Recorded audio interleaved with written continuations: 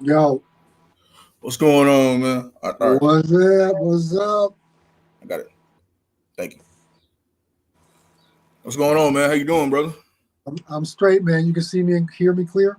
Hey, I can see you clear, man. I can see you clear. Hey, man.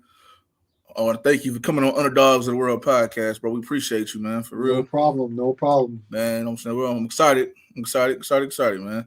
We got a lot to talk about today, man. I'm with it. All right, we are we okay? We live. Okay. All right, man. First thing I want to ask you, I want to introduce you, man. So everybody, this is Sean McCaw. He's a player. He's called player specialist, advocate. What you advocate? A former, overseas coach and player. All right. So you're from New York, right? I'm born in New York, raised in Vegas, and then went to college and then came overseas and I never left. I see. Man, what was it like? What was it like growing up in Vegas for you, man? I mean, back then, when I graduated from high school, it was 1991, so I'm a little bit older, and it wasn't Vegas what it is now. Gotcha. It was a little bit slower, but still nothing to do for kids. Um, but yeah, it's a adult paradise now. Back then as well, but yeah, growing up there was cool. It was cool, but it was far away from the strip, my place and stuff like that. So it's a different Vegas than what people who just come to visit. Got you. Got you. You have both parents in the household and all that? Look, both Yep, parents? yep. My mom, my dad, my brother, all in one house, all growing up. We moved from New York when I was 5, so that's why I can't claim that New York shit. I gotta You I didn't gotta be on my West Coast vibes and all right, you didn't stay there. You yeah, didn't stay there long enough. no, no, no. So so yeah, so I'm a West Coast kid and yeah, family all intact and my whole life I was lucky in that sense. Got you, man. But what age did you get into playing sports, basketball and stuff? About what age? Well, my first sport was not basketball. It was actually football. Really? I Okay. played football from the time I was 7 till I was about 10, and but I have to say my whole family is basketball players. My brother played, my dad played, my aunt played. Like it was clear. I'm 6'8" now. I mean, it was everybody in my family is tall. It was clear that I was going to be a hooper one day. But my parents let me do everything that I wanted to do, but I was always in gyms. I was always tailing behind my brother going to the park. So I started taking basketball really serious when I was about 11. But I had been playing my whole life. Yeah, that's when things start getting serious about that age, man. By 11, that's when you Yeah, I start mean, middle I school. think So I think nowadays kids are specializing a little bit too soon. But but with me, it wasn't so much that I specialized in basketball. I played other stuff too, but I was just pretty good at basketball at an early age. got you, man. So you grew up in Vegas. You got in basketball about 11. I mean, how was the transition from playing football to basketball? How did you like pick it up real fast? What you were saying? Picked it. Yeah, I mean, I had been playing basketball my whole life. Like I said, I was following my brother around the basketball courts. My dad as well. He was still playing when I was young. So it was like I was always playing hoops. I was always hooping, but I just wanted to try something else, and that's why I started with football first. But the transition for me was very easy because everybody in my family played. Great. So so like was you always one of them kids that was taller than everybody, or did you get your coach prep later on? No, I had a pretty massive growth spurt in the summer between my ninth and my 10th grade year. I grew like 6 inches in one summer. So I think by the time I was 16, I was 6'8", and I never grew any more after You don't need to go no more after that. 6'8", you good. that. No more. You good. You can stop right I was there, good. I was good. man. um, how was your how was your high school basketball career like? Like did you like was you like the best on the team, or was you like you know? We My high school team, we won state back to back. junior, senior year, and my basketball team, my high school team, shout out to Western High, um, we had a lot of D1 talent, and I was probably the second best on my team as a senior. We had the state player of the year on my team that averaged like 33 a game. Um, and but I was pretty known. I got recruited by a lot of teams. I was for sure top 50 in the nation, Got you. um, stuff like that. I was pretty hotly contested by schools when I was coming out of high school. What kind of points? How many points did you normally score a game back then? Back in high school, my senior year, I think I was averaging like 25 a game, something like that. That's still good, man. I no, we averaged. You got to think about it like this: we averaged 111 points a game as a high school team. That when you're playing 8-minute quarters, Okay, got you. we averaged 111 points a game. Yes, that's crazy, man. Yeah, so we had some crazy talent on that team. Yeah, I can see you, man. To score them points, and that's crazy. That's crazy talent, man. Like, did you play with anybody that you know what I'm saying that's well known now? Um, I mean, in high school, I mean, we had I think 9 guys went D1, but nobody that really went pro. Or I think from that team, I think I'm the only one that went overseas and played pro. Um, that just goes to show you it's not always guaranteed when you play on a good high school team, right? Yeah, Then I went to the University of Arizona right out of high school. So there I played with some well-known players. I played with my roommate was Damon Stoudemire, who was NBA Rookie of the Year in Toronto. okay, Um, we had Sean Rooks, who played in the NBA. We had Khalid Reeves that played in the NBA. We had Chris Mills that played in the NBA. We had some really. I mean, Arizona top. We were top 5 in the nation in my freshman year. that's great. That's great, man. I see that you didn't stay at Arizona. You went somewhere else. You went to Right. what's it I called? went. I went to a junior college. I left after in January. I actually left the team at Arizona, but because I was young and dumb and impatient, couldn't wait my turn. Man, Um, and I went to a junior college, Dixie College in Utah.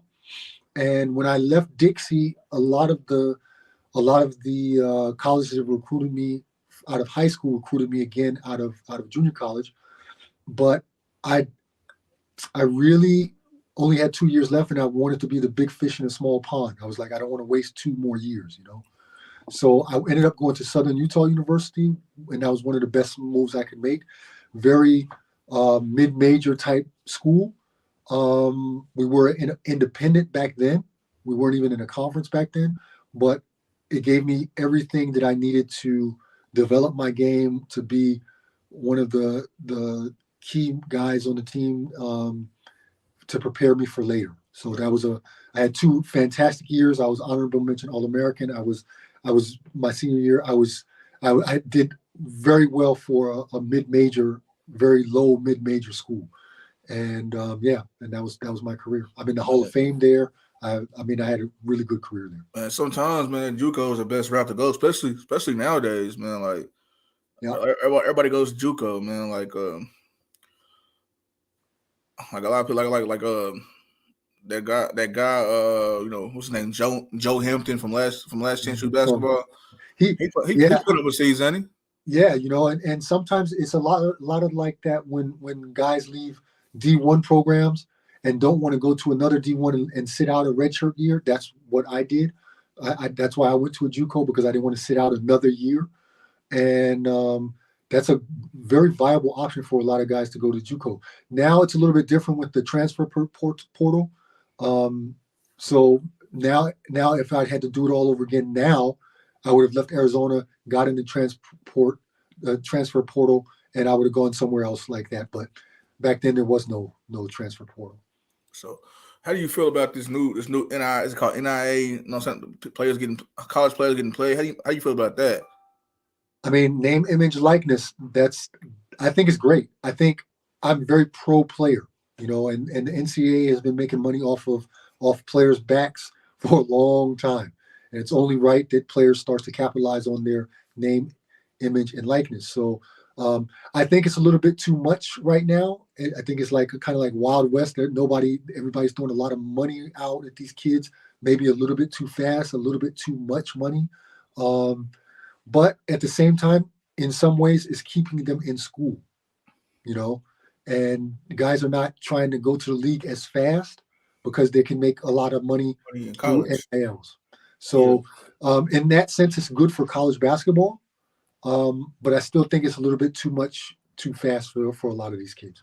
Yeah, I mean, I look at it like this. Like I agree with it because what if you got a kid that's been working all the way through college, help take care of his family, his brothers and sisters, and his Mhm. mom at home, and he has to go to college. You know what I'm saying? College, and he can't make money for him.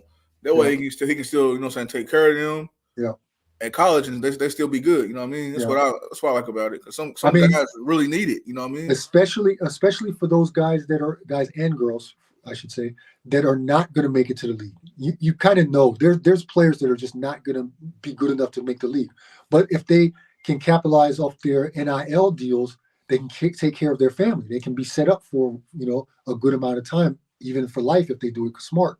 But I think right now there's still too much going on. It's a little bit of wild west with that right now.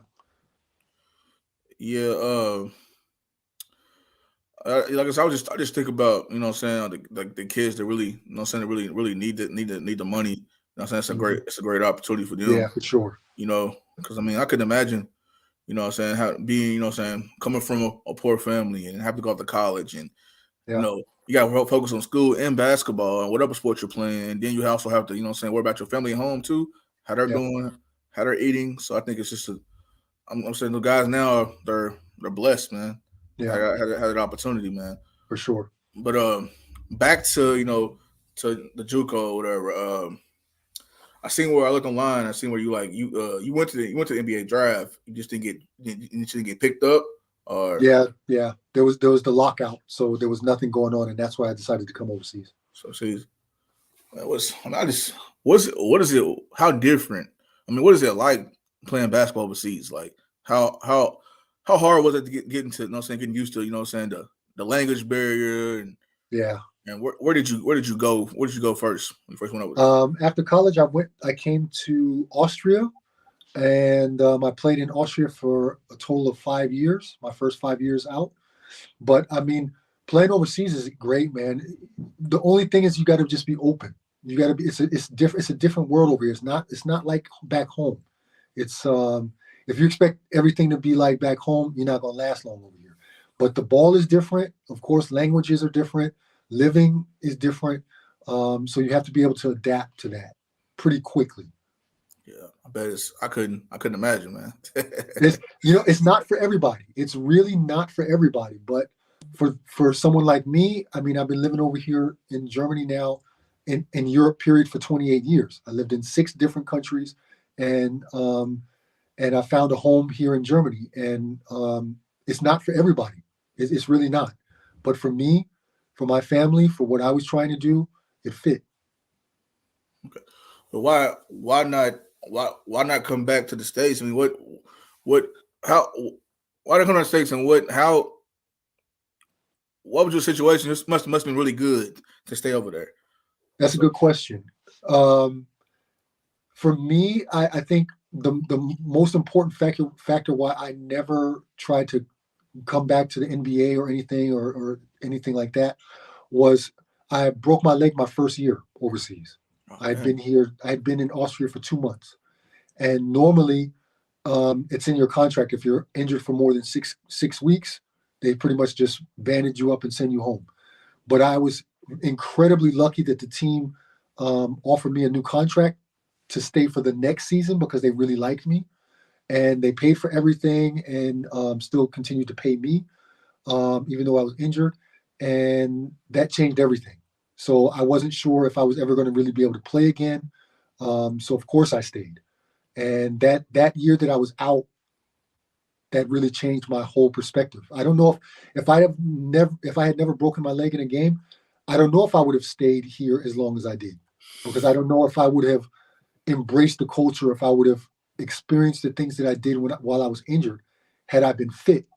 So maybe it could have been that I would have come back home. But for me, that changed everything in both sports and personal life. Then I met my wife. Um, we built a family together, so things changed for me in that way. Yes, I mean that's a good reason to stay. I mean, start a family and all that and Yeah. all that good stuff, man. Yeah. Man, like, but was the language barrier like was it difficult for you, man? Like I could, Yeah, man. not knowing what you're like a translator over there, somebody that did speak Yeah, man. English. Yeah, man. No, I mean, the cool thing is, and you have to think, this is back when I first came overseas. It was 1995, so this is pre-internet era. Like Yeah, I was playing like in the dinosaur times, right? So, so there was no internet, there was no Skype, there was no iPhone, FaceTiming, none of that, right? So you really had to rely on the people around you. Thankfully, I had two American teammates that spoke German already. So I kind of learned my German from them. And yeah, the language was a problem at the start, but I'm pretty good with languages. Um, so I picked up German relatively quick. It only took me about 2 years before I was really fluent in German. But I also say that part of the reason why I learned German was so quick was because I had more time on my hands because I broke my leg. yeah, yeah.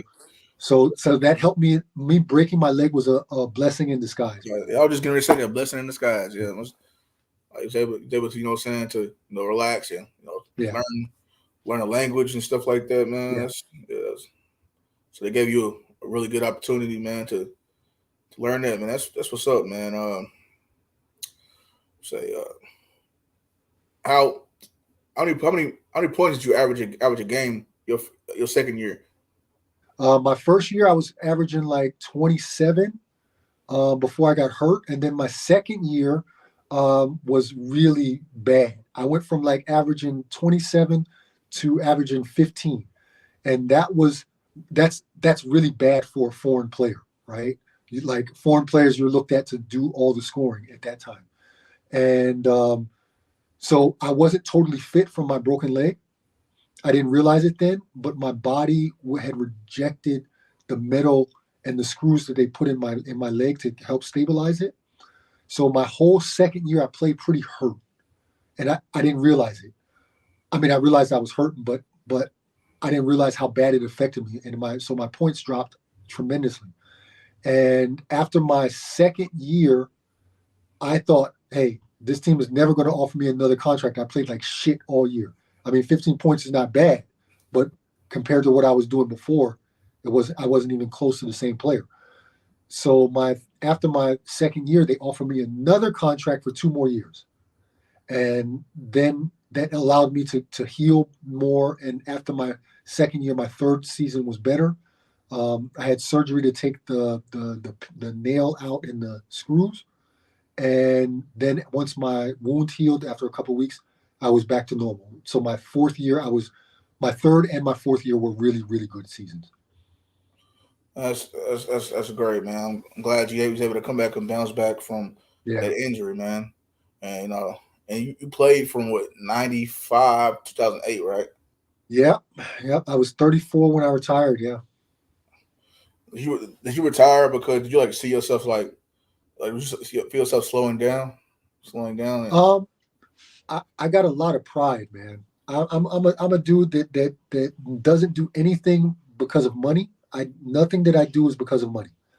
Um, and I would say pride was more the reason why I stopped. I could see myself not being as good as I was, and I never wanted somebody to look at me and think that I was still playing because of money. I mean, I was getting paid very good. I was 34. It wasn't like I was 50 like I am now. I was 34. I was still playing well, but it wasn't as good as what I perceived myself to play. right? And so I decided that I wanted to go out on my own terms. And when I was 34, I knew that last season was going to be my last season. And I had already lined up to be an assistant coach on the team that I was playing for at the time.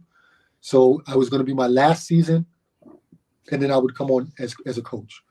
It didn't work out like that. I ended up halfway through that last season. They fired the coach, and they promoted me to the head coach because they knew I was going to coach anyway. So halfway through the season, I went from being player to coach on that same team. How was that? How was that transition? Because I know I Man, coach as well.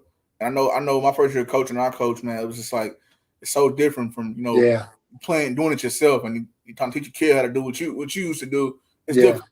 How was it? yeah. How was it for you?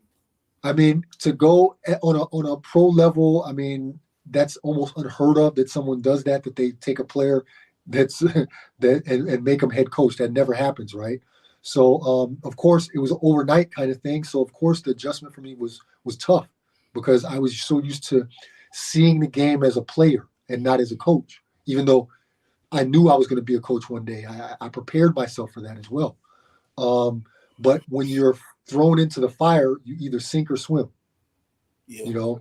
And I did the best that I could. It was a crazy year, but I had some success.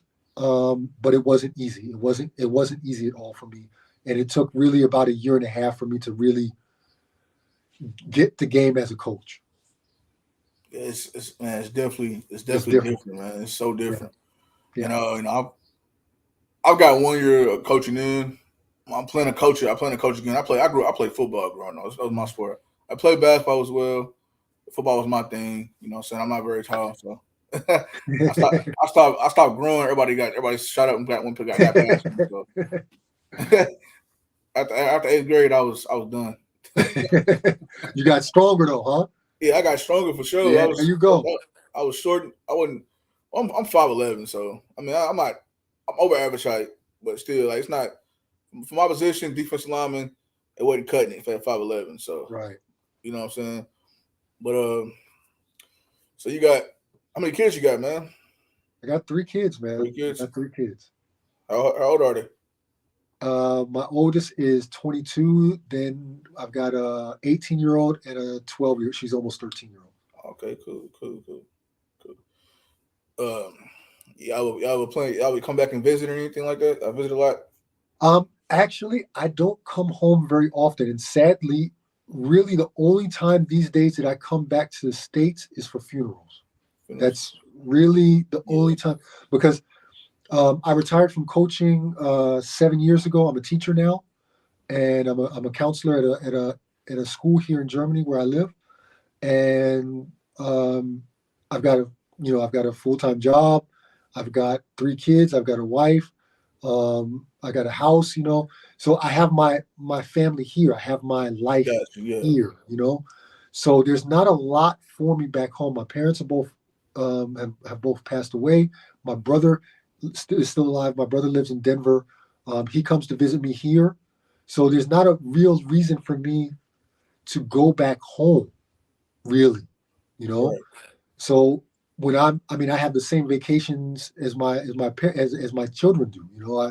I'm working at a school, so I got the same vacation times as they do. So for us, it's cheaper, and it's just better for us to travel somewhere here in Europe. We go to Greece every year because my Yeah. father-in-law has an apartment there, so we have a free place to stay. Um, so we're sitting on the beach in Greece. Why would I come home to Vegas? Hey, I don't blame you, man. I mean, that's your life over there. Yeah, It's like us traveling in the United States to go to Florida. It's what exactly, you know. exactly.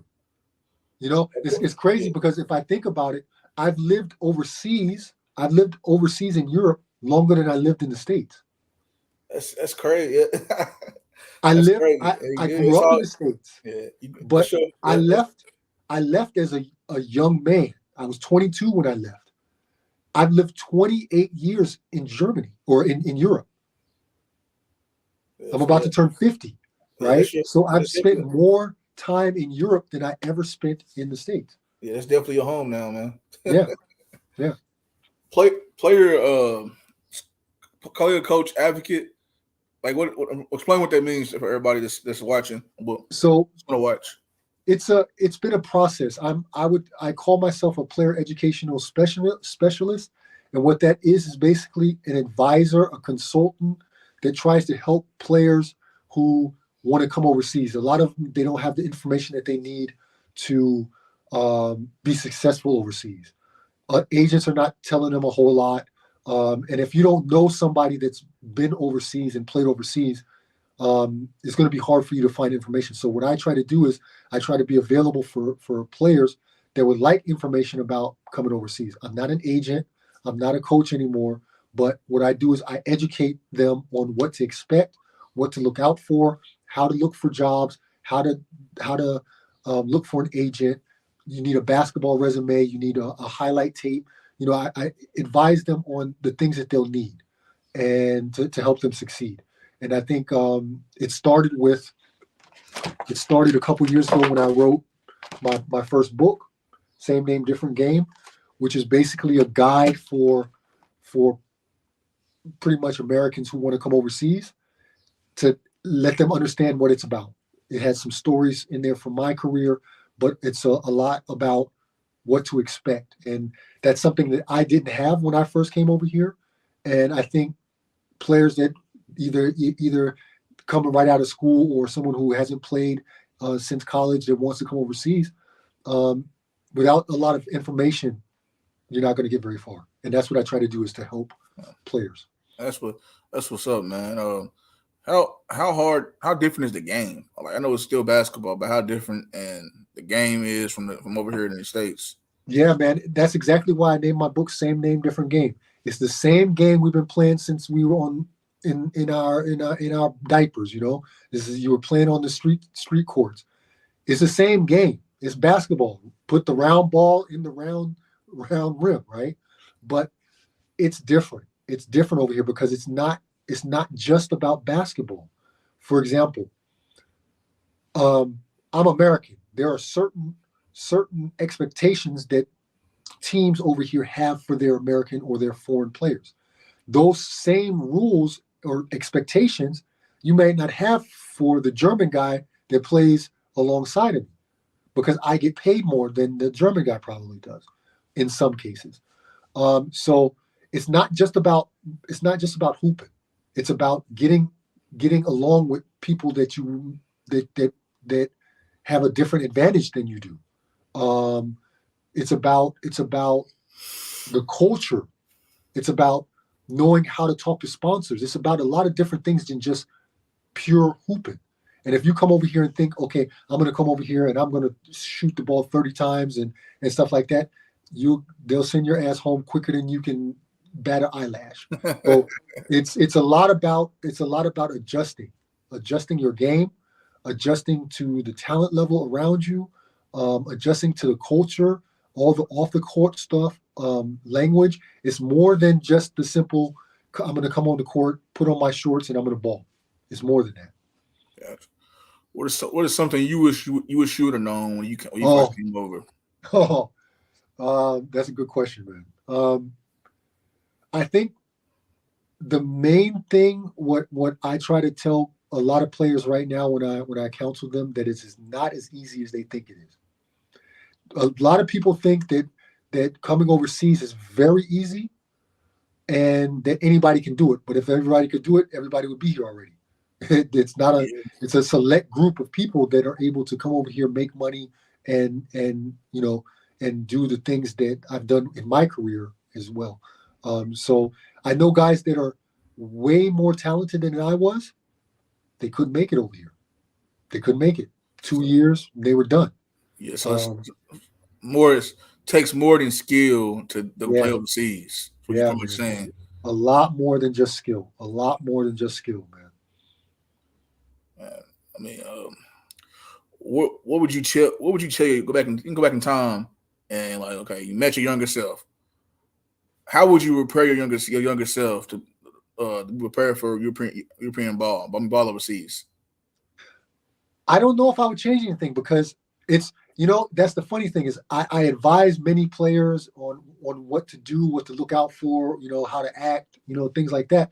But you need the experience, you need to go through that stuff to experience. Somebody can tell you. I can tell everybody till I'm blue in the face. I've been living here 28 years. If anybody knows, it's me.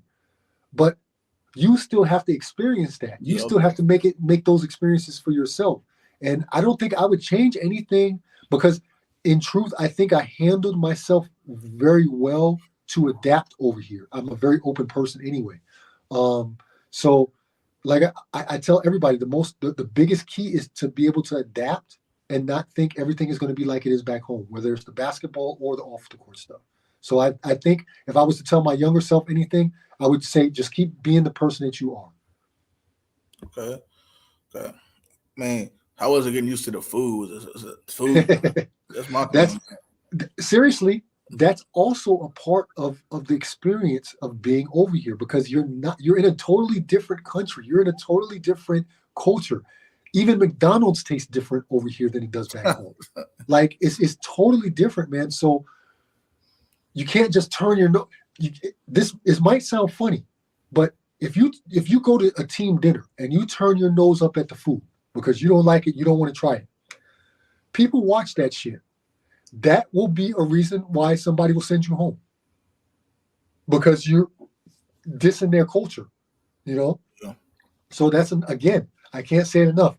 If you're not ready to adapt, to try new things, you won't make it over here. And that's why I said there's a lot of guys that were better than me that couldn't handle it.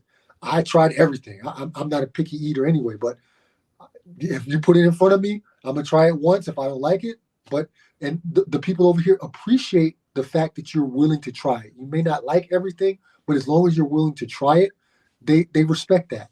But I know guys that come over here and are like, no, I'm not eating that shit. Yeah, I mean, I can something, especially if you're a picky eater, man. Yeah, man.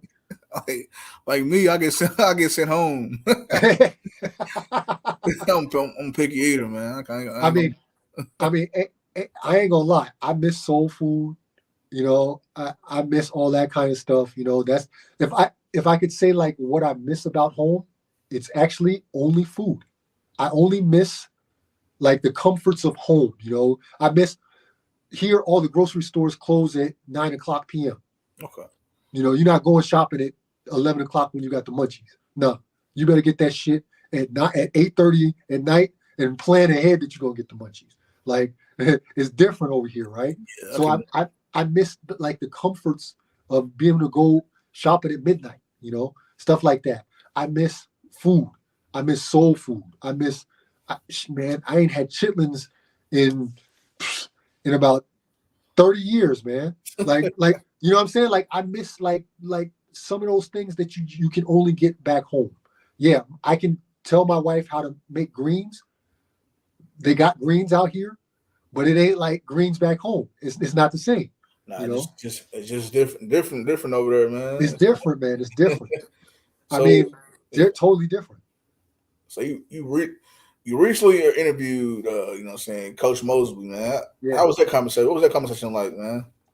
That's a you know, you come into contact with some people and you just realize that's a good person. And that's what that's what I took from that interview that I had with him. He's a genuine person. I never had the feeling that how he is on the TV show, that he's different in real life. Like I had the feeling that what he does on camera is exactly what he does when there's no cameras there. And I think being a genuine person is what sets a lot of people apart from others. And I think he's a very genuine person. I really enjoyed the interview. Man, I'm glad that's pretty dope. You got to do that, man. I was like, yeah. But I mean, I can tell he was a genuine person. I can tell from like the TV show, man. You can tell he wasn't being fake for the camera. That's just how he is. He really cares for every kid he comes in contact with. He really cares and loves and cares about him, man. Like you can't find a person like that, man. Like it's I crazy, agree. man. Like I was always rooting for, you know what I'm saying, Joe Hampton, man. I'm glad he's overseas, I think, somewhere. I don't know. I don't think he's overseas. I don't think he made it overseas. I know after college, he tried, but Deshaun plays overseas. He plays overseas. Deshaun plays overseas. Okay. I didn't thought Joe did. I guess I started seeing. I seen a picture of him. So I guess he didn't. I don't know. He could be in Latin America, but I don't think he's in Europe but he could be in Latin America. I don't think he's over here, or I would know that. Yeah, nah, he's a good player, man. As you were Yeah. talking about earlier, man, you was talking about different levels of skill Mhm. level and stuff like that, different athletes. And I was watching Jaws, like it's no way he ain't gonna go, you know what I'm saying, go play to the NBA, and he didn't. And my friend, he was like, he's good, but I don't think he's, you know what I'm saying, NBA level good type of Yeah, I stuff. mean the NBA level is a totally different thing, man. That's a Yeah. totally different level of commitment. That's a totally different level of skill. And let's be honest, um, Joe Hampton is as skilled as he was. He had some issues mentally, and the NBA is not the place to, unless you are extraordinary talent. It's going to be hard for people that struggle mentally to get a foot in the door in the NBA. That's a totally different thing. Same thing overseas though. Same thing overseas, man. I was just like, man. But then I realized, like, yeah, you all right, man. It is, you know what I'm saying, different levels of skills and stuff like that, man. And then them And think of guys, how many players there are, man. I mean, a lot of players. there's a lot of players with talent. What separates those who actually make it and who don't is sometimes luck, and a lot of times a mental attitude. Okay, what would you say? If somebody came and called to you and say, "Hey, man, what does it take to make it pro overseas?" Name some of the things you think it takes. What you know it takes. Um, number one thing is what I've been saying all the time: adaptability. That's number one because it's just not home, right? Number two, um, you have to have a level of talent. That's for sure. And mentally, you have to be strong because you got to think about it like this: you're playing a season overseas in a foreign country. Um, Maybe have language problems. Although even nowadays, everybody can speak English over here. It's not that.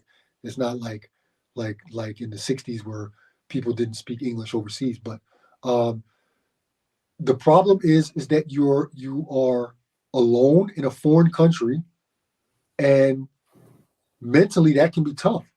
That can be really tough. You've got to navigate your day-to-day stuff. You got practices 2 to 3 times a day. You've got basketball becomes your job, like 24/7. You don't have to go to class, and that's also different for a lot of players. That it becomes their job, and that can be tough to manage. And mentally, it can be a struggle to be 9, 10 months out of a year in a foreign country, living in a foreign country by yourself. That's a huge, huge difference. Did that bother you when you No, first went over there, being no, a long way from your family and stuff like no. that? I've never been the homesick type of person. I've always been open to traveling. I've always been open to new experiences. And I honestly believe that my adaptability is the reason why I was able to, first of all, have the length of career that I did, and second of all, um, being able to live here after I stopped playing anyway. Um, so you definitely gotta be ready to adapt, but of course you gotta be skilled. You gotta be good. Like, and depending on where you at, what level you're on, you have to fulfill a role that another player, another coach has for you. If you're not fulfilling that role, there are 90,000 other dudes just waiting to take your spot. So that's also a level of pressure that people have to adapt to that they didn't have to adapt to in the States. Yeah, maybe you went to college, maybe they brought in a point guard after you or something like that. There's some pressure there, but we're talking about you losing your livelihood if you don't perform. Yeah, that's a different type of level of stress right That's a there, man. different level of stress, man. You It have is. 2, 3 bad games over here. You looking over your shoulder to see who's huddled up, what sponsors huddled up with the coach, what GM, if your GM and the coach are huddled up looking at your stats. Like then you start to get paranoid. You can't have like too many bad games. You're not going through a slump out here. If you go through a slump out here, you going home. They ain't playing no games. Nah, man, because really, there's so many players. There's so many players. There's new players coming out every year you got to compete against. And not to mention the vets that are already playing overseas, like me, you know? And teams use that to their advantage. If they get a guy in or a girl in, and that girl or guy does not perform to the way they expect that player to perform, whether they're making $200 a month or $50,000 a month, if you don't perform and you're making $200 a month, they can find somebody else that wants that $200 a month. You know? Yeah, it's like like nobody's safe, man. If you're not getting the job done, they'll find somebody that can do the job. Yeah, and teams know this, and they use that as pressure to make you perform. And either you perform and you're good. I played 13 seasons overseas. I had no problems. Or you don't, and you're back home saying, "Oh, I didn't like it there." You got fired, man. That's crazy. I seen the White Howard been going crazy over what's he at, like China or something He's in like that? Taiwan. Yeah, he's in Taiwan. He's doing he's putting like crazy numbers in there. Makes you think why no team in the NBA picked him up. You know what I mean? Come on, man. Let's be real. The NBA is the best league in the world. There's no question about that, right? After that, different countries have different strengths of their leagues. Taiwan's league is not the greatest. It's not. They just pay really good. Got you. They pay incredibly good, but the league itself is not that great. You have to understand that every country has their own league, and the strength of that league is not based on the foreigners. It is not based on Dwight Howard, right? It is based on the talent from the native players, the homegrown players. That determines how good a league is or not. Because Americans come and go. But those native players, they have to be at a level that they can hoop, you know? And over here, if a country has a good national team, then usually it's a very strong league. If the country does not have a good, strong national team, Taiwan does not have a strong national team. That's crazy. What I'm gonna say?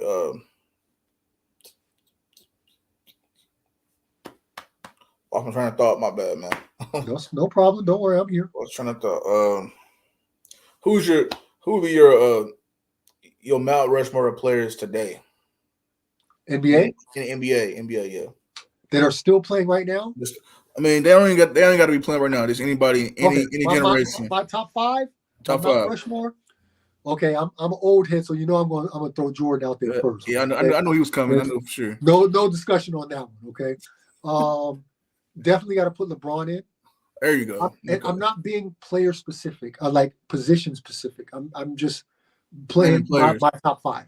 So I've got Jordan. I got LeBron. I've got that's when it gets tough because there's so many good players. I'm gonna go with for me, the top five has to be players that change the game. Right? Because they were there, they changed the game. I'm gonna go with Wilt Chamberlain. I'm gonna go with oh man, it's tough, man. I'm gonna go with Oscar Robinson, and I'm gonna go with Larry Bird. Man, those are all great choices, man. So I can't argue with none of those, man. I mean, I lean towards changing Wilt with Shaq. That's the only one that's kind of debatable for me. That I'm really not sure, but without Wilt, there's no Shaq. No, you're 100% right. No, I watched Shaq's documentary. He came on HBO Max. HBO Max. Did you watch it? I haven't seen it yet, but I'm gonna watch it. Yeah, you check it out, man. It's a good documentary, man. He played. I think he was in Germany at one point. Was it Germany? He lived in Germany when his dad. Yeah, when he was a kid, when his dad was stationed over there. Yeah, so he was over that way. That changed his life. Yeah, living over there in Germany. I mean, found a coach that but believes in him. Yeah. He met a college coach that, you know what I'm saying, that offered him a scholarship. He was like he was 12.